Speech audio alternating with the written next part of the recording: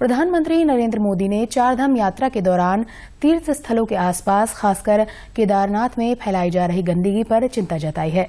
आकाशवाणी से मन की बात कार्यक्रम में प्रधानमंत्री ने कहा है कि उत्तराखंड में चारधाम यात्रा जारी है। वहां कुछ लोग यात्रियों द्वारा फैलाई जा रही गंदगी से काफी परेशान हैं। लोगों ने सोशल मीडिया पर भी ये दुख प्रकट किया है।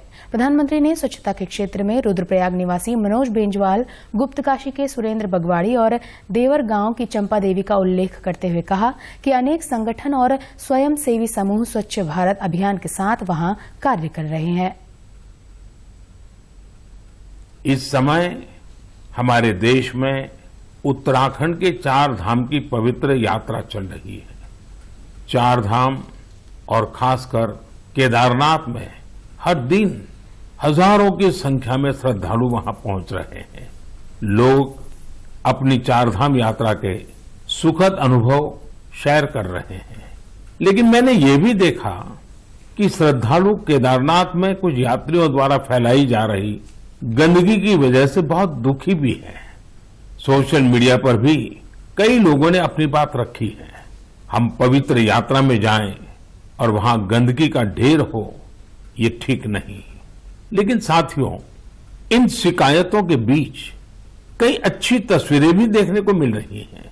जहां श्रद्धा है वहां सृजन और सकारात्मकता भी है। कई श्रद्धालु ऐसे भी हैं जो बाबा केदार के धाम में दर्शन पूजन के साथ साथ स्वच्छता की साधना भी कर रहे हैं। कोई अपने ठहरने के स्थान के पास सफाई कर रहा है, तो कोई यात्रा मार्ग से कूड़ा कचरा साफ कर रहा है। स्वच्छ भारत अभियान की टीम के साथ मिलकर कई संस्थाएं और स्वयंसेवी संगठन भी वहां काम कर रहे हैं।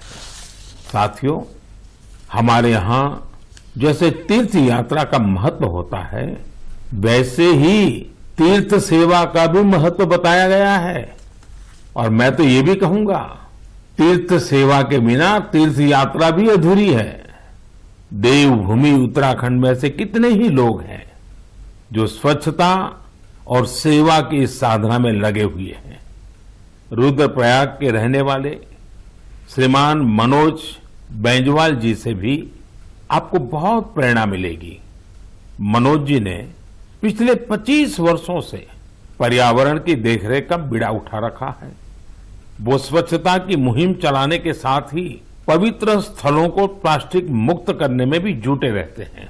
वहीं गुप्त काशी में रहने वाले सुरेंद्र बगवाड़ी जी ने भी स्वच्छता को अपना जीवन मंत्र बना लिया है।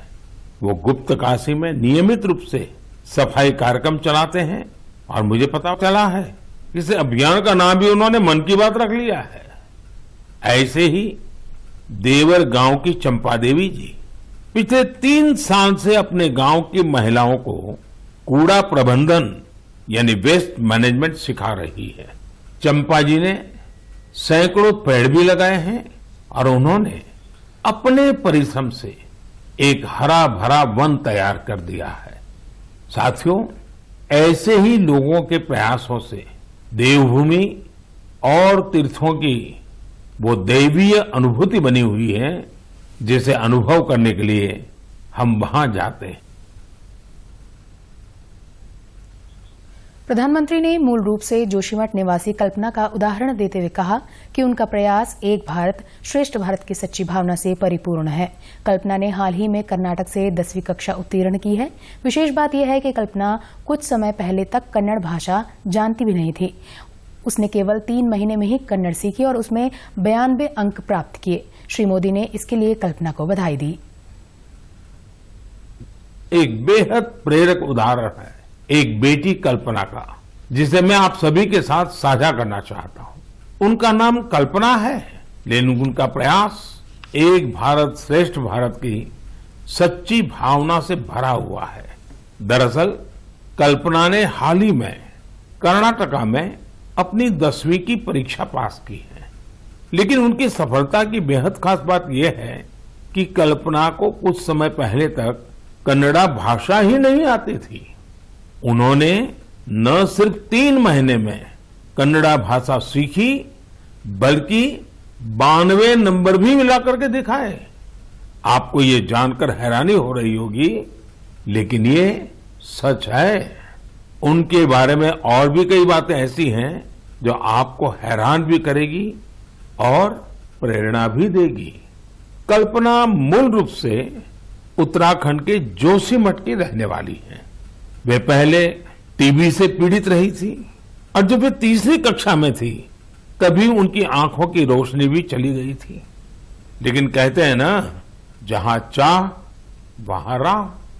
कल्पना बाद में मैसूरू की रहने वाली प्रोफेसर तारामूर्ति के संपर्क में आई, जिन्होंने न सिर्फ उन्हें प्रोत्साहित किया बल्कि हर तरह से उनकी मदद भी की। आज वो अपनी मेहनत से हम सब के लिए एक उदाहरण बन गई है। मैं कल्पना को उनके हौसले के लिए बधाई देता हूं। आकाशवाणी से मासिक कार्यक्रम मन की बात में प्रधानमंत्री नरेंद्र मोदी के संबोधन को उत्तराखंड भर में उत्साह के साथ सुना गया। एक बार फिर प्रधानमंत्री ने इस राज्य और यहां से जुड़े लोगों का उल्लेख किया तो प्रदेश भर में श्रोताओं ने खुद को गौरवान्वित महसूस किया। प्रधानमंत्री ने चारधाम यात्रा, केदारनाथ में यात्रियों द्वारा फैलाई जा रही गंदगी समेत कई विषयों पर बात की और स्वच्छता के क्षेत्र में कार्य कर रहे यहां के कई लोगों का उल्लेख भी किया। प्रधानमंत्री ने उत्तराखंड के जिन लोगों का स्वच्छता के क्षेत्र में योगदान के लिए उल्लेख किया, उनमें रुद्रप्रयाग निवासी मनोज बेंजवाल और गुप्तकाशी निवासी सुरेंद्र बगवाड़ी भी शामिल हैं। दोनों ने उनके प्रयासों का संज्ञान लेने पर प्रधानमंत्री नरेंद्र मोदी का आभार व्यक्त किया है।